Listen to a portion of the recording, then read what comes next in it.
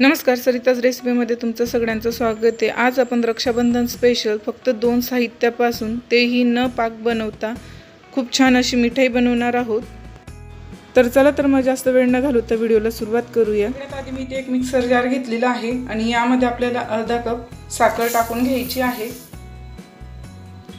यामध्येच आपल्याला 2 इलायची पण टाकून घ्यायची आहे आणि आता याला मिक्सर मध्ये आपल्याला बारीक पावडर तयार करून घ्यायचं आहे।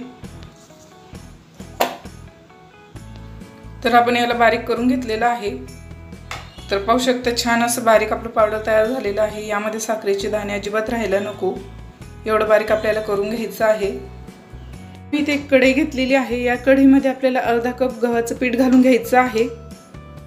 त्याचबरोबर आपल्याला यामध्ये अर्धा कप बेसन पीठही घालून घ्यायचं आहे। आता गॅसवर आपल्याला ही कढई ठेवून द्यायची आहे। आता या पिठाला आपल्याला मध्यम आचेवर भाजून घ्यायचं आहे। भाजत असताना आपल्याला यामध्ये तूप घालायचं आहे। तर मी इथे 3 मोठे चमचे तूप घालणार आहे। आधी एकच चमचा तूप मी यात घालत आहे आणि आपण याला भाजून घेणार आहोत। हे तूप छान असं एकजीव झालं की आपल्याला परत दुसरा चमचा तूप घालायचं आहे। आता परत आपण दुसरा चमचा तूप घालून घेणार आहोत।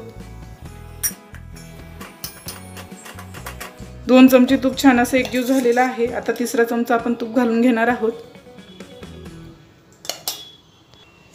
आणि याला परत भाजून घेणार आहोत।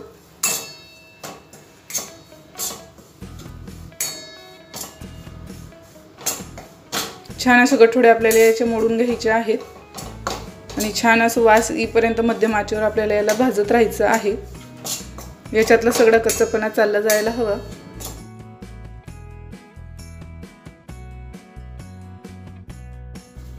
मला यामध्ये अजून थोडंसं तुपाची गरज वाटत आहे म्हणून मी अजून अर्धा चमचा तूप यामध्ये घालत आहे।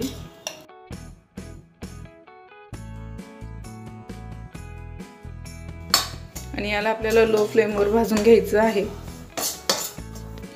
पीठ भाजत असताना छान असं तूप आपल्या पिठाला सुटलेलं आहे। पाहू शकता नरम झालेलं आहे आपलं पीठ।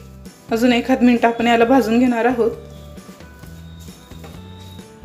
तर तुम्ही इथे पाहू शकता आपल्या पिठाचा छान असा कलर बदललेला आहे। छान असा ब्राऊन कलर याचा तयार झालेला आहे। आता आपण गॅसची फ्लेम बंद करून घेणार आहोत।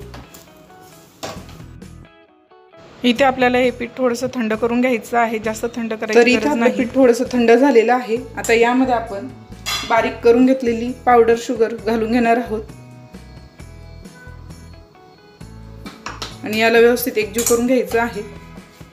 इथे आपल्याला गॅसची फ्लेम ऑन करायची गरज नाही। आपल्याला अशा पद्धतीने याला मिक्स करून घ्यायचं आहे, व्यवस्थित एकजीव करून घ्यायचं आहे। हे पीठ आपलं थोडंसं गरम असल्यामुळे यात पिठी साखर लवकर एकजीव होते।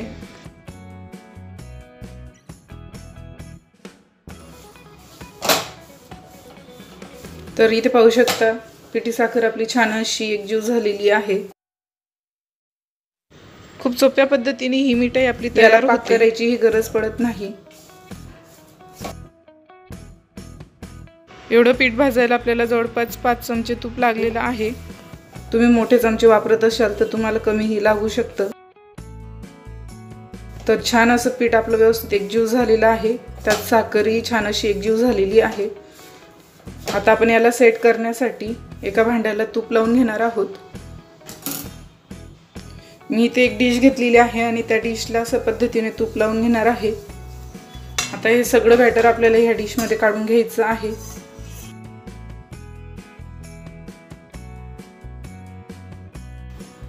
आता या पिठाला आपल्याला अशा पद्धतीने सेट करून घ्यायचं आहे।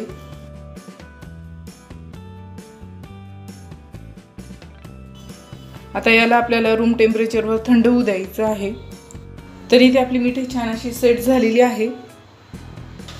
आता आपण तिला कट करून घेणार आहोत। या मिठाईला आपल्याला पूर्णपणे थंड न करता थोडंसं नरम असताना याला कट करून घ्यायचं आहे। तुम्हाला ज्या आकारात ही मिठाई कट करायची असेल त्या आकारात तुम्ही कट करू शकतात। मी इथे चौकोनी कट करत आहे। अशा पद्धतीने मी कट करून घेतलेला आहे। यावर आपल्याला डेकोरेशनसाठी सिल्वर फॉईल असेल किंवा ड्रायफ्रूट असतील ते लावू शकतो।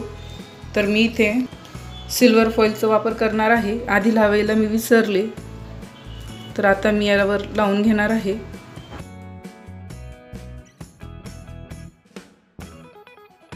आता याला परत आपण अशा पद्धतीने कट मारून घेणार आहोत।